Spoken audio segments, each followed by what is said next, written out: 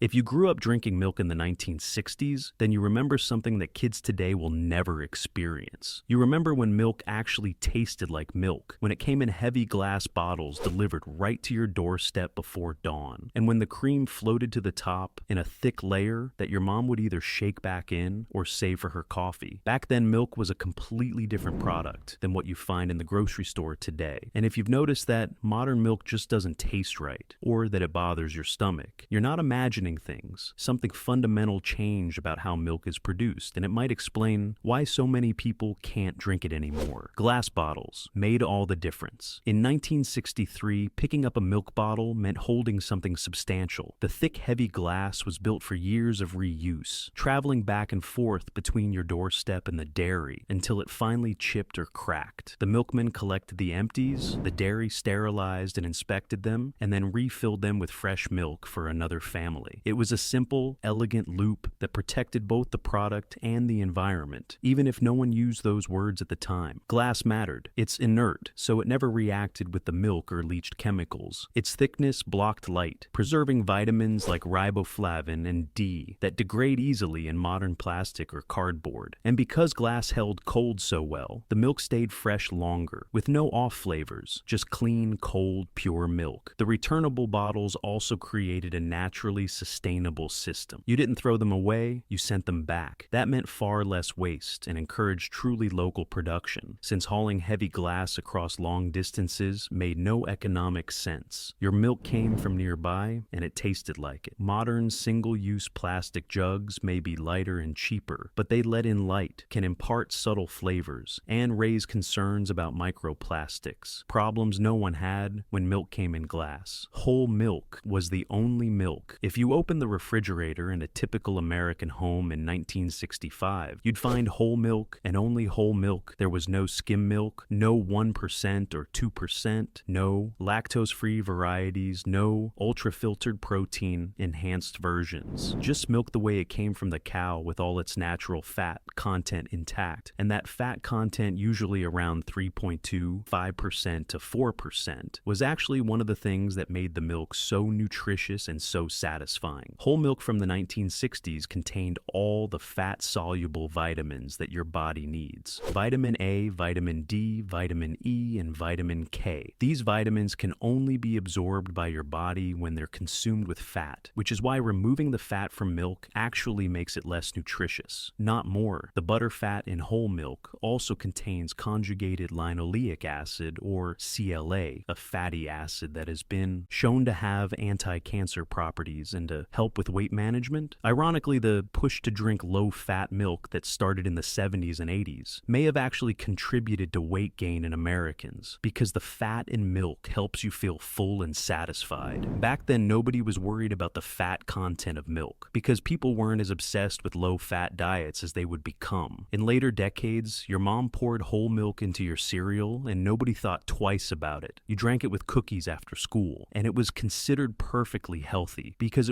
your body knew how to process it, because it was a complete food, not a stripped-down version of a food. The fat, the protein, the lactose, and the vitamins all worked together synergistically, and your body recognized it as real nourishment. The texture of whole milk was also completely different than what passes for whole milk today. It was creamier, richer, more satisfying. One glass would actually fill you up because of the fat content, and it tasted sweet, even though it didn't have added sugar, because the natural lactose in milk tastes sweet when it's balanced by the right amount of fat. Modern whole milk, even when it says 3.25% on the label, doesn't taste the same, because the homogenization process and the different feed that modern cows eat changes the composition and flavor of the butter fat. The cream line nobody talks about. One of the most distinctive features of 1960s milk was something kids today would find odd: the cream line. Pull a fresh bottle from the refrigerator, and you'd see an inch or two of thick yellow cream floating on top of the milk. That separation was proof your milk was real and minimally processed. If you were quick enough in the morning, you could skim off that rich cream for coffee, baking, or even homemade butter. The reason was simple. Milk back then wasn't homogenized the way it is today. Homogenization mechanically breaks fat molecules into tiny uniform particles so they stay suspended rather than rising to the top. In the 60s, many dairies didn't homogenize at all, or used a gentler method that still allowed separation. This made a noticeable difference in taste and digestibility. Heavy homogenization breaks fat into unnaturally small particles and can release enzymes like xanthine oxidase, which some studies have questioned in relation to heart health. Shaking the bottle to mix the cream back in was just part of the morning routine. Some families skimmed the cream intentionally, using the lower fat milk below for everyday drinking. It gave you control. Today's perfectly smooth, uniform milk may look professional, but it's also a sign of how far the processing has gone. Far enough that the milk no longer behaves like real natural food. Local dairies meant fresher milk in 1962. If you lived in Ohio, your milk probably came from an Ohio dairy. If you lived in Wisconsin, it came from a Wisconsin dairy. And if you lived in California, it came from California. Cows. This wasn't because of any regulations or locavore movement. It was just how the dairy industry worked. At the time, milk is heavy, and it requires constant refrigeration. So, it made economic sense to keep production local. Every mid-sized city had its own dairy or several competing dairies, and they sourced their milk from farms within a 50 to 100 mile radius. This local production system meant your milk was incredibly fresh. From the time a cow was milked until the time that milk showed up on your doorstep was usually less than 48 hours, often less than 24. Compare that to modern milk, which can be a week or more old by the time you buy it at the grocery store. Even though it hasn't technically expired, according to the date on the label, the freshness difference was enormous and you could taste it. 60s milk had a clean, sweet flavor that didn't have any hint of staleness or off flavors that can develop as milk ages. Local dairies also meant accountability. If there was a problem with the milk, if it tasted off, or if someone got sick, the community knew exactly where it came from, and the dairy had a reputation to protect. In their own backyard, this created an incentive for quality control that went beyond just meeting minimum government standards. Dairies competed with each other for customers based on taste, freshness, and service. You might be loyal to one particular dairy because their milk tasted better, or because their milkman was more reliable. This local competition kept quality high. The local system also meant seasonal variation in the milk, which might sound like a problem, but was actually a feature, not a bug. When cows were grazing on spring grass full of nutrients, the milk would taste slightly different and have a more golden color from the beta-carotene in the grass. In winter, when cows ate more hay, the milk would be whiter and have a slightly different flavor profile. Your body got the benefit of this natural seasonal variation in nutrients, and while the differences were subtle, they were part of consuming a real agricultural product that reflected the changing seasons. Everything changed when dairy production consolidated into massive industrial operations. Over the past 50 years, thousands of small local dairies went out of business or were bought up by larger companies. Now your milk might travel 1,000 miles from a mega dairy in one state to your grocery store in another state. This allows for economies of scale and lower prices, but it also means the milk is older, less fresh, and more heavily processed to keep it stable during long-distance transportation. The connection between the cow, the land, and your glass of milk has been completely severed. Cows ate real food. If you drove past a dairy farm in 1968, you'd see cows doing what cows are supposed to do, grazing on grass in open pastures. Cows are ruminants, which means their digestive systems are specifically designed to convert grass into milk. They have 4 stomach compartments that work together to break down cellulose and extract nutrients from pasture grasses and hay. When cows eat the diet, they evolve to eat the milk they produce is nutritionally superior, with higher levels of omega-3 fatty acids, vitamin E, and CLA. The typical dairy cow in the 60s spent a good portion of the year on pasture eating fresh grass and maybe getting supplemented with some hay and a small amount of grain. The milk from grass-fed cows has a different nutritional profile than milk from grain-fed cows. It has a better ratio of omega-6 to omega-3 fatty acids, which is important for reducing inflammation in the human body. It has higher levels of fat, soluble vitamins, and it has more conjugated linoleic acid, which has anti-cancer properties. The butter fat in grass-fed milk even has a slightly different color, more golden, because of the beta-carotene from the grass cows. In the 60s, also weren't eating the kind of feed that modern dairy cows eat today. They weren't getting corn and soy that had been treated with pesticides and herbicides. They weren't getting cottonseed meal, which can contain high levels of pesticide, residue, or bakery waste, or chicken manure. Yes, some modern dairy cows are fed chicken manure as a protein source, which is both disgusting and a potential source of contamination. The feed was simpler, more natural, and more appropriate for a ruminant's digestive system. When cows eat an unnatural diet, high in grain and low in fiber, it changes their gut bacteria and it stresses their systems. This stress and this changed gut environment affects the milk they produce. Some researchers believe that the increase in milk allergies and lactose intolerance we see today is partly due to the changed composition of milk from grain-fed, confined cows. The proteins in the milk may be slightly different, the fat composition is definitely different, and there may be more inflammatory compounds in the milk from stressed cows eating an inappropriate diet. You could taste the difference too. Milk from pastured cows has a sweeter, fuller flavor that's hard to describe. If you've only ever had conventional milk, some people say it tastes more like cream, even though the fat percentage might be the same. It's because the composition of that butter fat is different. The fatty acid profile is different, and your taste buds can detect those differences even if you can't articulate exactly what they are. This is why people who seek out milk from grass-fed cows today often say they can't go back to regular milk once they've tasted the real thing.